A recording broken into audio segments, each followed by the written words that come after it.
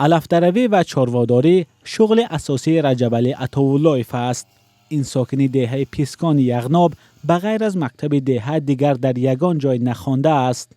پیچور خوندگی اینجا توصیم پیچور به مکتب. خب بعد دیگه چیکار کرده؟ بعد همین زندگی من مولود بود. سرنوشت اکثر نورسان یغناب مثل تقدیر رجبعلی است. بسیاری از ساکنان تنها در مکتب دهه تا صنف 4 خواندند. آنهایی که امکان داشتند فرزندانشان را برای ادامه تحصیل به ناحیه ظفرآباد یا شهر دوشنبه بردند. افرادی که امکان نداشتند در دهه ماندند و از پس دهقانی و چارواداری. همه موجوده بابای نبود رئیس ناحیه ماده. همه اینه که آدم وای کرد که مثال من کدام مثال گیریم انستیتوتی خواهد من به یگان اگزم من وای قبول میکنم. خب همه یغناب بیاد با همینجور مقصد کار کنه. صاحب مقصد دکتری ده.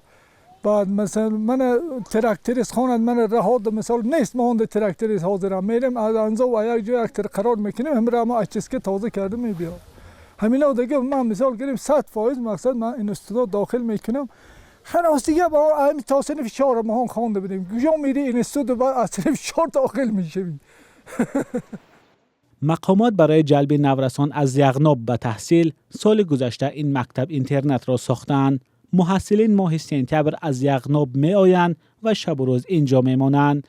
در وقت تعطیل تیر ماهی و زمستانه اگر راه باز باشد به نزد پدر و مادر برمیگردند، اما درس دادن نورسانی که سالها از مکتب دور بودند آسان نیست. مکتبچه‌های وادی یغناب از بس که چندین سالها از تحصیل دور موندند و باور کنید که با یک مشکلات بود، با یک عذاب بود و توانستیم که همین مشکلات ها رو برطرف کنیم. با فرم یگانی مکتبی تامین کردیم، با کتاب تامین کردیم، با خورد و خوراک تامین کردیم. خوانندگان صنف 1 فهمشون نقص، صنف ابتدایی بهتر، چون در همون بالا هم تحصیل گرفتن و صنف‌های بالایی خط سوادشون سست‌تر، برای که اونها ممکن فرا نگرفته باشن، ممکن که از خودشون وابسته باشد. فعلا در این مکتب اینترنت 45 نفر از یغناب میخوانند. اکثرشان پسرانند. همین کمتر مشکلی در جلب دختران است. اینجا دخترها همش نمیفروند. با یک مشکلات خیلی 3 4 6 نفر فرو بردیم ما. همین سال خط کننده بود صنف 9 خط نموند. با باقی مونده اکنون صنف 1 هست، یک 5 نفر دیگه ما کوشش میکنیم که بایم به تحصیلات جلب نماییم. شمس‌الدین عطااللهیف ساکن دهه پیسکان سال گذشته تحصیل را در مکتب اینترنتی انزاب آغاز کرد. حالا برای سال نوی تحصیل آماده می شود. شمس‌الدین چند شعر را از خود کرده است. بیایید ای رفیقان درس خوانیم، به بیکاری و نادانی نمانیم، به آرام هر کسی بیکار گردد، به چشم اهل و عالم خور گردد. ساکنان در یغناب از آن که فرزندانشان به تحصیل جلب شده‌اند خرسندند، اما برای نورسان ماها دور بودن از خانواده آسان نیست.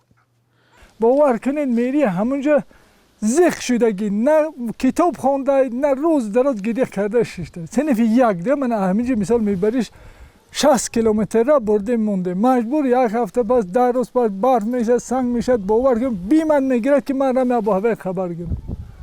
یک تلفن میوبد تلفن میکنه که من زخ شدم، من این خیل من این خیل. و خلق آوردن تا خانه. خیلی صنف 1 ده چه خیلی مثال گیریم. این 3 و 4 و 5 با به هر سال عقلش جوش دهد با مثال میخونه دو یک قزق نمیشه. رجبعلی از آن که در مکتب نخواند پشیمان است. او نمیخواهد که تقدیر فرزندانش مثل او شود. ما نخوندیم اکنون میگیم که فرزندان مخوندن و یک چی شود. میگم جوای کنن کار کنن این چی عذاب یا یغناب زندگی کردن خیلی. وادی یغناب یکی از گوشه‌های دوردستی تاجیکستان است که در حدود ناحیه عینی جایگیر است. ساکنان میگویند نبودن راه، مکتب و بیمارخانه زندگی آنها را مشکل کرده است. شاید به این خاطر کوچیدن آنان از یغناب سالهای اخیر زیاد شده است. مولا رجب یوسفی فرزان محمدی، آزادی وادی یغناب.